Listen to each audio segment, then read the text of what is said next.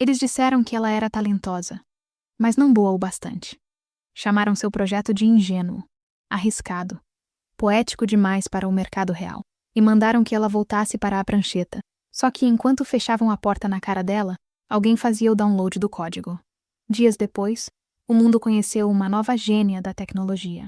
Jovem, visionária, filha do investidor que a rejeitou. O nome do projeto era outro, mas a alma era a mesma. Eles disseram que ela não era boa o bastante. Enquanto entregavam tudo para ela, o que ninguém imaginava é que a verdade estava escondida em um único screenshot. E quando ela decidiu expor o que fizeram, não foi só um projeto que caiu, foi um império.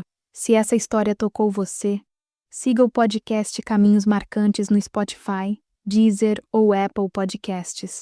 Aqui, cada episódio é um caminho de dor, esperança e superação, porque cada caminho deixa uma marca. O ar parecia rarefeito ali, um vácuo silencioso que sugava qualquer som de triunfo. Amélia Costa sentiu o peso do silêncio se instalar não apenas na sala de conferências da Vence Capital, mas diretamente em seu peito, comprimindo a esperança que ela havia cultivado por longos 10 meses.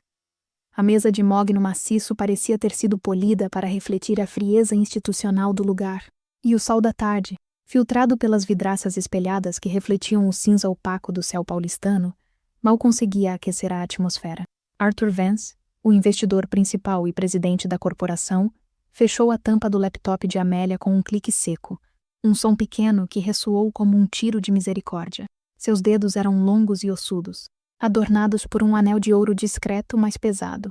Amélia, ele começou, a voz grave e medida, destituída de qualquer entusiasmo. O projeto Fluidity é poético, tem uma alma rara. Você é inegavelmente talentosa. Amélia tentou sorrir, um músculo tenso lutando contra a paralisia da decepção antecipada. Ela havia dedicado cada hora de vigília ao Fluidity, um sistema operacional de interface dinâmica, projetado para se adaptar ao estado emocional e à carga cognitiva do usuário em tempo real. Não era apenas código, era a convergência de neurociência, design sensorial e programação de ponta. Era a sua vida destilada em linhas de comando e pixels fluidos. No entanto, Vance continuou, e a palavra no entanto pairou no ar como uma nuvem de fumaça acre. O mercado não precisa de poesia, Amélia. Precisa de certeza. Sua abordagem é muito arriscada, ingênua até, na forma como ignora os custos imediatos de implementação para focar em uma experiência utópica. Ele deslizou uma pasta de couro preta na direção dela. O gesto final de descarte. Volte para a prancheta. Simplifique. Encontre o retorno financeiro em 12 meses, não em 5 anos. Nossos investidores buscam solidez. O cheiro de couro novo e o perfume caro de Vance misturavam-se ao leve odor metálico de exaustão que Amélia sentia emanar de si mesma. Ela olhou para os outros 2 membros da banca, Marcos e Helena. Marcos, um homem de 40 e poucos anos com um semblante permanentemente cético, balançou a cabeça ligeiramente, um movimento que parecia expressar pesar forçado. Helena, a mais jovem, evitou o olhar de Amélia, fixando-se em um ponto na ponta da mesa, onde a luz criava um brilho ofuscante. Amélia sentiu um conflito agudo, a luta entre a profissional que aceitava a crítica e a criadora que sabia que a crítica era fundamentalmente injusta. Sr. Vance, Amélia começou, sua voz tremendo levemente, mas ganhando firmeza. O Fluidity é escalável. Eu mostrei os dados de testes cognitivos. A redução de 30% na fadiga digital não é utopia, é vantagem competitiva mensurável. Os algoritmos de predição emocional, Vance a interrompeu com um levantar de mão, um gesto sutil, mas que impunha uma autoridade inquestionável. Dados impressionantes, de fato, mas francamente parecem excessivamente otimistas. O risco de fracasso aqui supera o potencial de recompensa para o nosso portfólio. Ele levantou-se, sinalizando o fim da reunião. Obrigado pelo seu tempo, Amélia. Mantenha contato. A frase, mantenha contato, era o eufemismo mais frio que ela já ouvira para não volte. Amélia recolheu seu equipamento. Cada cabo, cada adaptador, parecendo infinitamente mais pesado do que antes. Ao sair da sala, ela notou um detalhe que passou despercebido na tensão da apresentação. Vance estava digitando algo rapidamente em seu tablet, enquanto ela guardava o protótipo. Era uma anomalia em seu comportamento frio e formal, um desvio da etiqueta de despedida. Ela desceu de elevador, o estômago embrulhado. O sol ainda estava alto, mas o mundo parecia ter perdido um pouco de sua saturação. Ela ligou para Sofia, sua amiga e colega, mas só conseguiu deixar uma mensagem vaga, incapaz de verbalizar o fracasso. Chegando em casa, no pequeno apartamento inundado pelo calor residual da tarde, Amélia se afundou no sofá de veludo desgastado. Ela tentou revisar a apresentação, buscando falhas lógicas, um buraco na argumentação. Não encontrou. A rejeição parecia puramente arbitrária, baseada em um medo de inovar que contrastava com a reputação ousada da Vance Capital. Enquanto revisava os arquivos de backup do Fluidity, preparando-se para a inevitável reestruturação, um pop-up piscou na tela. Era uma notificação de sistema, algo que ela raramente via. Não era um erro, mas uma confirmação de sincronização de arquivo de um servidor remoto que ela não reconhecia. O arquivo sincronizado? Uma versão compactada da pasta raiz do Fluidity, com o carimbo de tempo exato de 37 minutos antes. Ou seja, enquanto ela estava recolhendo seus materiais na sala de Vance. Amélia congelou. A princípio, ela racionalizou. Talvez um erro do seu software de criptografia, uma falha na nuvem. Mas o endereço IP parecia estrangeiro. Uma série de números que ela nunca havia configurado. Ela sentiu um calafrio percorrer a espinha. Sua mente, treinada para encontrar padrões e anomalias, ligou o detalhe do tablet de Vance ao evento no momento em que ela estava distraída. Não, ela sussurrou para o silêncio do apartamento. Isso é paranoia. Não faria sentido, mas o sentimento de traição já estava plantado. Uma semente fria de suspeita. Por que rejeitar o projeto de forma tão categórica, chamando-o de ingênuo e arriscado, e simultaneamente acionar um download não autorizado da versão mais complexa do código? O conflito interno se intensificou, transformando o luto profissional em uma vigilância fria e técnica. Amélia passou a madrugada rastreando o IP, mas ele estava mascarado por várias camadas de proxy corporativo, levando-a a um beco sem saída digital, que, ironicamente, apontava para uma infraestrutura de segurança de altíssimo nível, algo que só grandes corporações podiam pagar. Ela se levantou ao amanhecer, os olhos vermelhos, mas com uma determinação renovada. Se o projeto era tão ingênuo, por que alguém se daria ao trabalho de roubá-lo? A anomalia não resolvida era o seu novo combustível. Ela não estava mais apenas tentando conseguir financiamento. Estava defendendo a integridade de seu trabalho. A rejeição doída agora tinha um sabor metálico de injustiça que pedia, inevitavelmente, por justiça. Amélia sabia que a luta seria desigual. Vance não era apenas um investidor. Era um titã. Mas ela tinha o código. E mais importante, ela tinha a prova silenciosa daquela estranha sincronização. Ela fez um backup triplo de todos os logs de atividade. O arrependimento de não ter sido mais cautelosa com seus dados desapareceu, substituído pela urgência de documentar a evidência. O jogo havia mudado de pitch para xadrez. Ela olhou pela janela. O sol emergia sobre os arranha-céus, prometendo um dia de calor sufocante.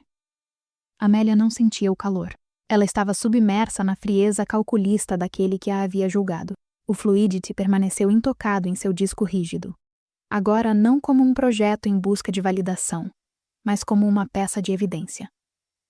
Amélia pegou o telefone e, ignorando o cansaço, discou para Sofia. A voz dela estava diferente, não quebrada pela tristeza, mas afiada pela suspeita. Sofia, preciso de um favor que envolva acesso a certos círculos de eventos empresariais de alto nível, e preciso que você não faça perguntas agora. Confia em mim? Sofia, do outro lado da linha, percebeu a mudança no tom. Sempre, Amélia. O que você precisa? Preciso de olhos e ouvidos na Vance Capital, e preciso que você procure por qualquer projeto, qualquer menção, sobre uma nova interface, ou sistema operacional que pareça familiar demais. O conflito estava declarado, embora unilateralmente. Amélia havia sido rejeitada, humilhada e provavelmente roubada. Sua superação começaria pela descoberta da verdade, independente do preço emocional ou profissional que teria que pagar. Os dias que se seguiram à rejeição foram marcados por uma quietude tensa e vigilância incessante. Amélia tentava manter a rotina, mas sua mente estava permanentemente dividida. Metade estava focada em refinar os algoritmos de Fluidity, o que era irônico, pois ela já não sabia se conseguiria lançá-lo, e a outra metade estava obcecada pela trilha digital fria deixada pelo download não autorizado. A frustração corroía suas bordas. Ela havia depositado tanta esperança naquele encontro, acreditando na retidão do processo de investimento. Sofia, seguindo as instruções de Amélia, começou a sondar o ambiente. Ela era especialista em relações públicas e tinha o toque leve e a curiosidade incessante necessária para desvendar sussurros corporativos. Amélia se encontrava com ela em cafés barulhentos, onde as conversas podiam se misturar ao murmúrio ambiente, adicionando uma camada extra de paranoia necessária. Nada ainda que pareça o Fluidity, Sofia relatou uma tarde, mexendo o café expresso com impaciência. Mas o clima na Vance Capital mudou. Há uma euforia contida. Dizem que Arthur Vance está prestes a anunciar algo que revolucionará a forma como interagimos com a tecnologia. Uma visão de gênio. Aquelas palavras, visão de gênio, atingiram Amélia como estilhaços. Eram exatamente as palavras que ela esperava ouvir sobre o Fluidity. A ironia azeda fez o seu estômago revirar. Quem é o gênio, Sofia? Amélia perguntou. A voz baixa, quase um rosnado. Não está claro. Mantiveram um segredo total. Apenas uma nova estrela ascendente no design de interfaces. A apresentação formal é daqui a 2 semanas. Um evento de gala. 2 semanas. O prazo parecia apertado demais para que a Vance Capital tivesse desenvolvido algo totalmente novo e revolucionário, especialmente considerando a complexidade da integração neurodigital que o Fluidity exigia. A sensação de traição se solidificou em certeza fria. Amélia sentia o arrependimento profundo de ter confiado na confidencialidade de seu acordo de apresentação, mas sabia que se lamentar não traria o tempo de volta. Ela voltou para casa e mergulhou em seu próprio banco de dados de notícias de tecnologia e finanças, caçando pequenos rastros. Ela usou scripts de varredura avançados, procurando por similaridades conceituais com o Fluidity, não pelo nome do projeto, mas pela descrição de suas funcionalidades-chave: interface adaptativa, resposta emocional, previsão de necessidades do usuário. Foi quando um pequeno artigo em uma revista de nicho chamou sua atenção. Não estava na seção principal, mas em uma coluna de tendências futuras, destacando um projeto chamado Chronoflow. O artigo era vago, mas glorioso. Chronoflow, a próxima fronteira do design adaptativo, liderado pela jovem e visionária Livia Vance. O projeto promete transcender as limitações do software estático, oferecendo uma experiência fluida que antecipa o usuário. Amélia leu e releu o trecho. Livia Vance, o sobrenome, o nome do projeto, Chronoflow, mas a descrição, experiência fluida que antecipa o usuário, era a espinha dorsal de seu Fluidity. O conflito interno deu lugar à fúria glacial. Amélia discou o número de Sofia, a mão apertando o telefone até os nós dos dedos ficarem brancos. Sofia, eu encontrei. O nome é Livia Vance. O projeto é Chronoflow. Descubra quem ela é, imediatamente. E mais importante, qual a relação dela com Arthur Vance? A resposta de Sofia veio em poucas horas, acompanhada de links para perfis sociais e artigos de colunas sociais. Livia Vance, 26 anos, recém-formada em Stanford, design e comportamento, filha única de Arthur Vance, uma trajetória profissional protegida e impecável, mas curiosamente curta para ser a visão de gênio de um projeto dessa magnitude. O choque inicial foi avassalador. Não era apenas uma coincidência ou um plágio genérico. Era nepotismo puro e simples, cimentado por um ato descarado de traição. O pai rejeitou Amélia, chamou seu trabalho de ingênuo. Em seguida, o projeto idêntico, provavelmente o código exato roubado, foi entregue à filha, rebatizado e vendido como sua própria inovação. O silêncio da humilhação anterior, o conflito da rejeição profissional, tudo ganhou sentido sinistro. Não era a qualidade de seu trabalho, era o seu sobrenome. Amélia, sentada diante da tela que exibia o rosto sorridente e confiante de Livia Vance, sentiu a adrenalina da coragem, misturada ao desejo de justiça. Ela tinha que provar a fraude. não apenas para si mesma, mas para desmascarar a farsa da meritocracia que Vance vendia ao público. Ela começou a aprofundar sua investigação técnica. Se Chronoflow era uma cópia do Fluidity, ela precisava de evidências internas. Livia Vance, apesar de ser a cabeça do projeto, era improvável que tivesse reescrito 10 meses de código complexo em 2 semanas. Os vazamentos e comunicados de imprensa sobre o Chronoflow certamente continham metadados, pequenas migalhas digitais. Amélia passou as próximas 48 horas operando em modo de crise.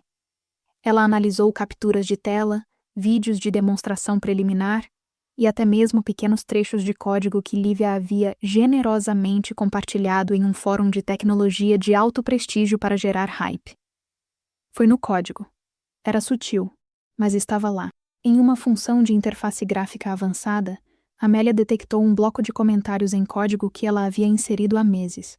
Um pequeno erro de ortografia em um termo técnico em inglês, que ela havia corrigido na versão final do Fluidity, mas que permanecia na versão inicial roubada.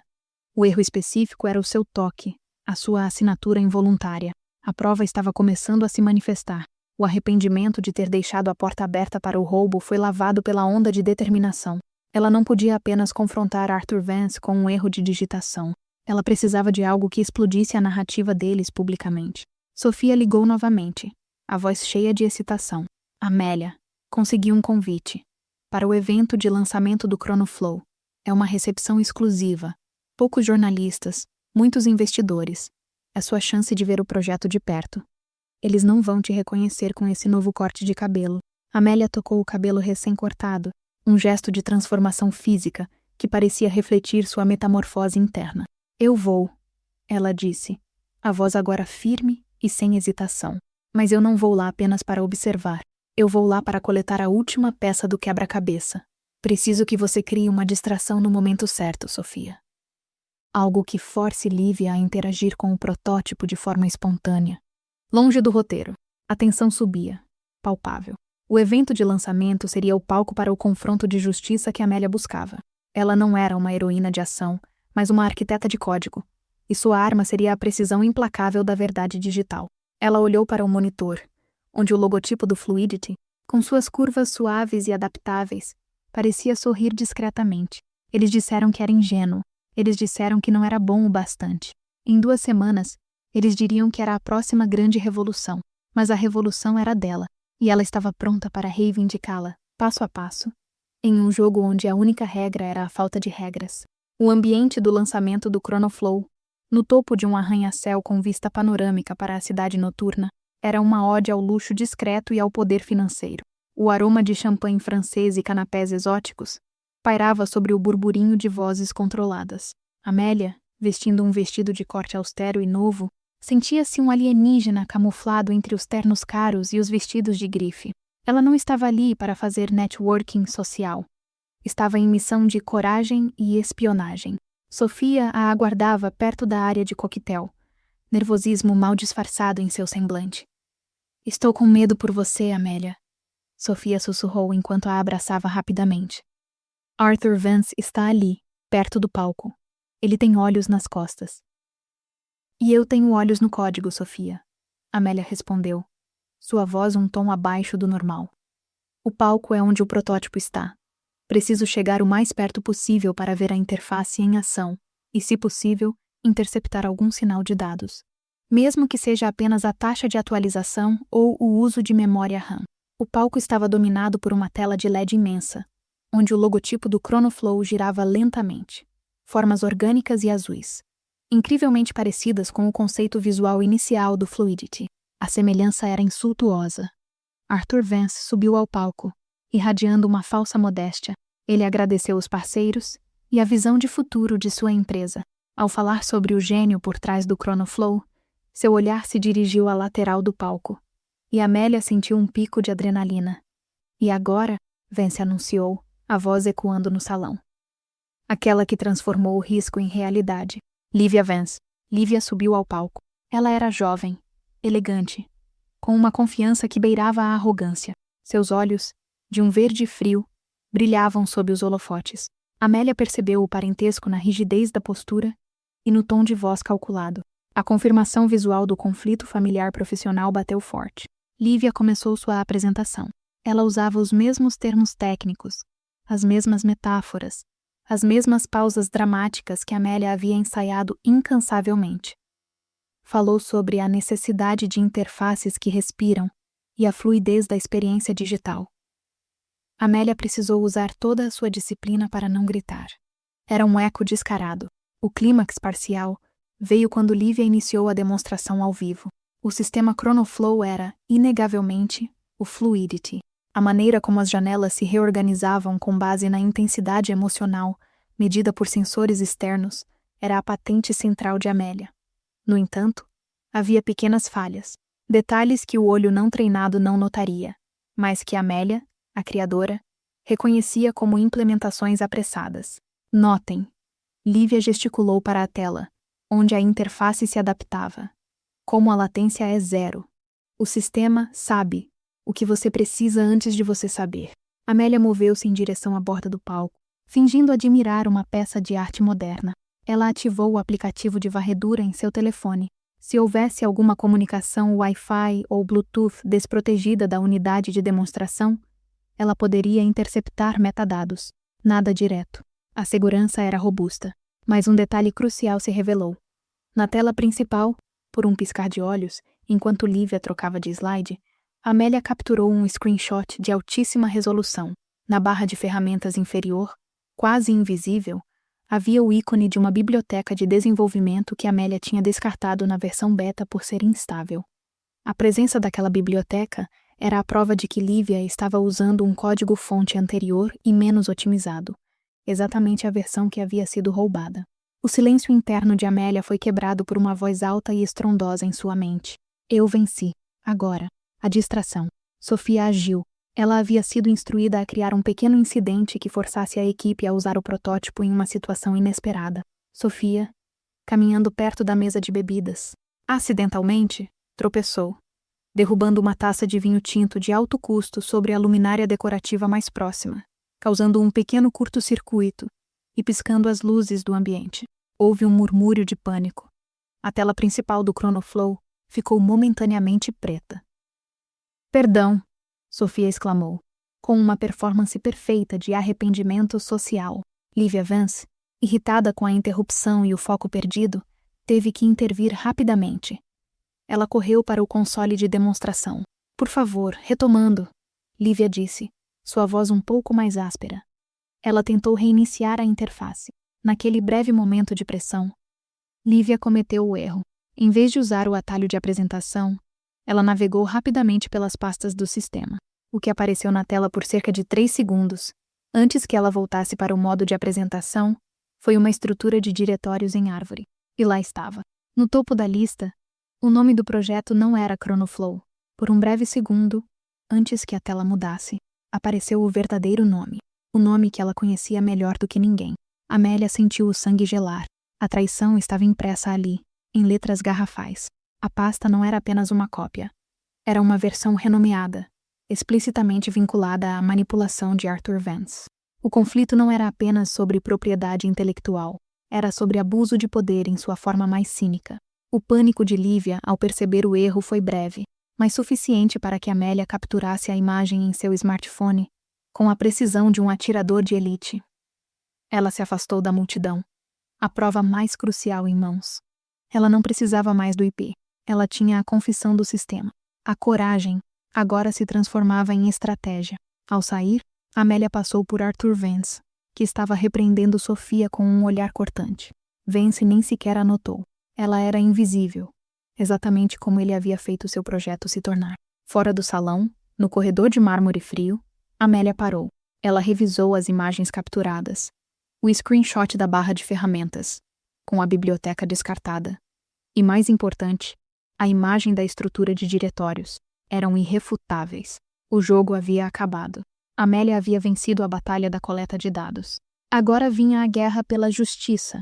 Ela sabia que não poderia confrontar Vance diretamente em seu escritório. Ele a faria desaparecer legalmente. Ela precisava levar a prova para um fórum que ele não pudesse controlar, o público. Ela enviou as imagens para seu computador, criptografando-as imediatamente.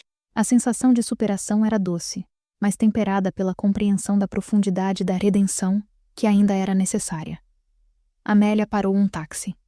Enquanto o carro descia pela avenida iluminada, ela sabia exatamente o que fazer. Ela não faria um processo civil demorado. Ela faria um exposé que atingiria a Vance Capital onde mais doía. A reputação e a confiança dos investidores. Ela precisava de um veículo de imprensa grande e agressivo. O celular tocou. Era Sofia. Você conseguiu? A voz de Sofia estava tensa. Consegui, e é pior do que imaginávamos. Não é apenas roubo, Sofia. É uma operação de fachada. O nome dele está no código roubado. O caminho de volta era longo, mas Amélia não sentia cansaço. A fúria controlada a mantinha alerta. Ela havia sido rejeitada por ser poética e ingênua. Agora, ela usaria a precisão fria da engenharia para derrubar o império da mentira. As 48 horas seguintes foram a preparação para a detonação. Amélia se isolou. Ela transformou o que era apenas prova digital em uma narrativa coesa e irrefutável. Ela montou um dossiê, cruzando o log de acesso não autorizado da parte 1 com o erro de digitação de código encontrado na parte 2. E, finalmente, com a prova fotográfica da estrutura de diretórios da parte 3. O arquivo final foi batizado de The Vance Files. Fluidity versus Chronoflow. A chave para a justiça não era a briga legal, mas a divulgação estratégica. Arthur Vance era poderoso, mas sua fraqueza era o orgulho e a percepção de integridade. Amélia procurou por um jornalista específico, Daniel Alves, conhecido por suas investigações implacáveis sobre corrupção no setor de tecnologia, especialmente em grandes corporações de venture capital. Ele tinha a reputação de não se intimidar e de verificar cada fonte meticulosamente. Ela enviou o dossiê, criptografado e dividido em 3 partes, para Daniel. No e-mail, ela não fez exigências, apenas apresentou os fatos e o ponto de virada emocional que definia toda a história. Ela anexou uma nota curta. Eles disseram que eu não era boa o bastante, enquanto entregavam tudo para ela. A meritocracia é linda, até você descobrir que a linha de chegada já estava traçada. A resposta de Daniel veio 12 horas depois. Breve. Profissional. Recebi, verificando as evidências. Fique em silêncio e aguarde. Amélia aguardou, sentada em frente ao seu computador, o coração batendo em um ritmo irregular. A espera era excruciante. Ela havia entregue sua redenção a um estranho. Enquanto isso, a imprensa continuava a glorificar Livia Vance. As manchetes falavam de a visionária da próxima década e a herdeira que revolucionou o software. O contraste entre a narrativa pública e a realidade fria do código era um peso. Amélia sentia uma mistura de arrependimento por não ter agido antes e superação pela frieza com que estava executando o plano. De repente, o telefone de Amélia tocou. Era um número bloqueado. Hesitante, ela atendeu. Amélia Costa? Aqui é Arthur Vance. A voz grave e fria, que havia decretado a morte de seu projeto, agora estava carregada de uma tensão palpável. O que o senhor deseja, Sr. Vance? Amélia manteve a voz neutra.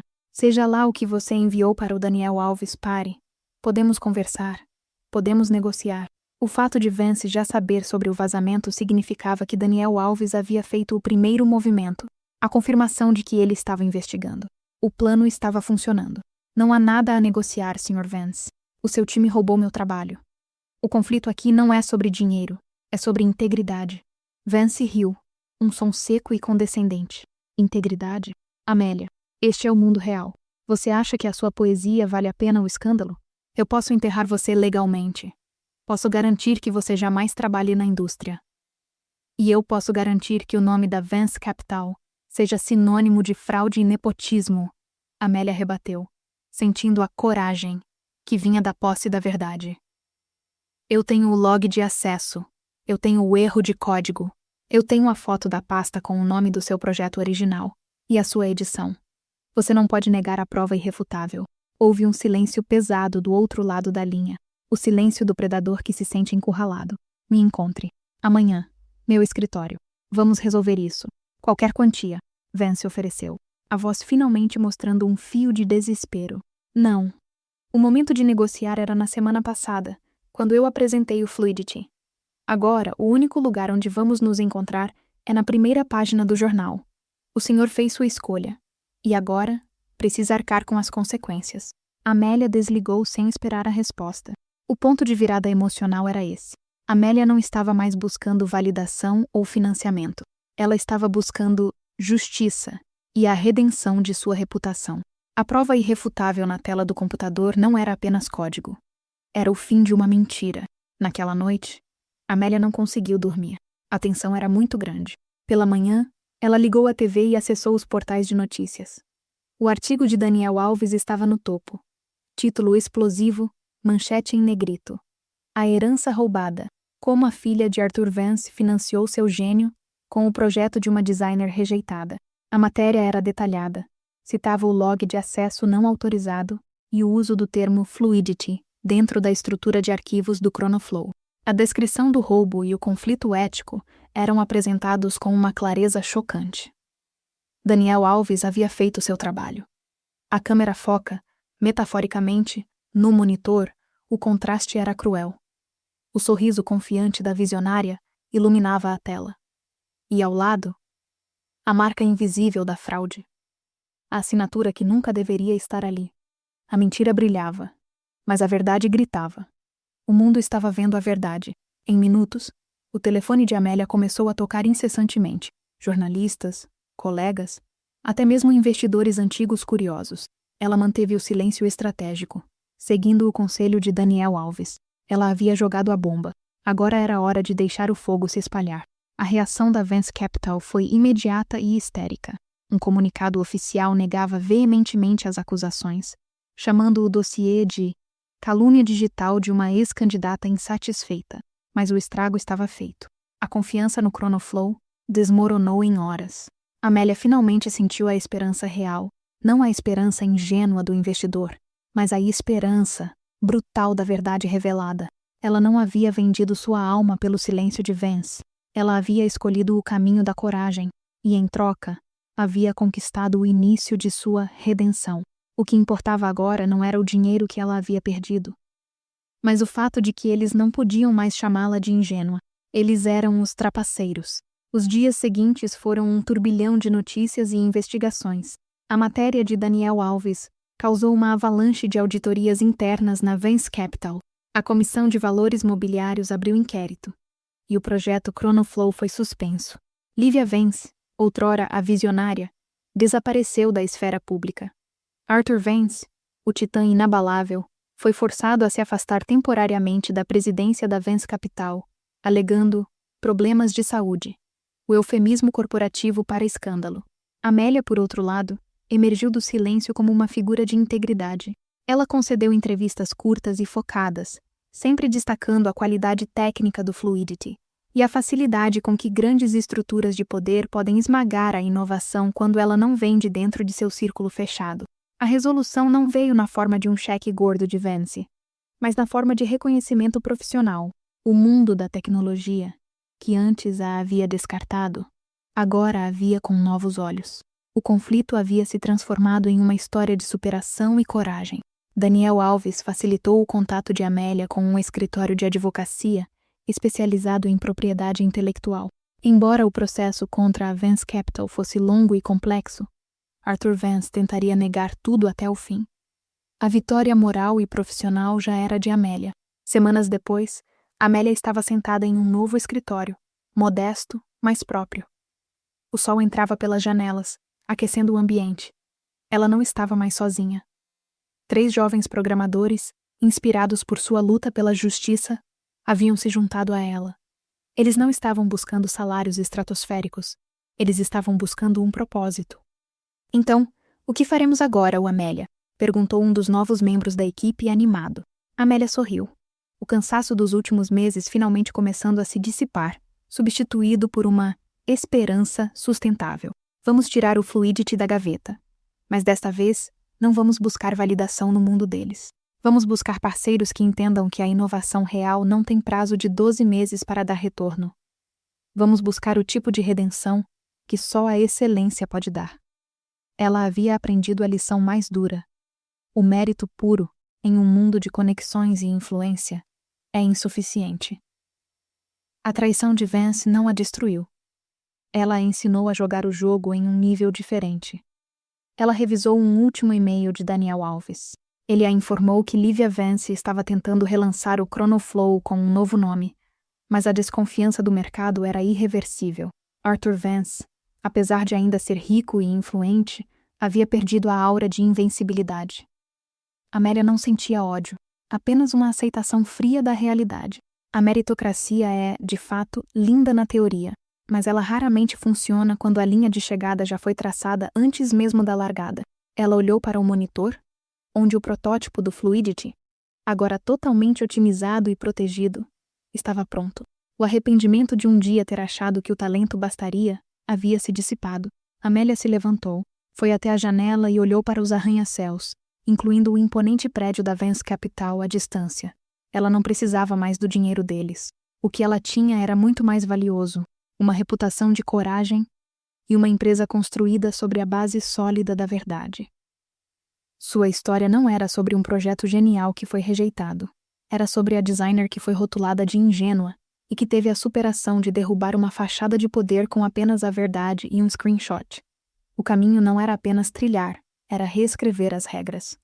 O final não era um confronto dramático no tribunal, mas o fechamento silencioso da porta do passado e o começo de uma nova empresa, onde a justiça era o código de conduta. A lição era clara. Um sussurro final para o ouvinte.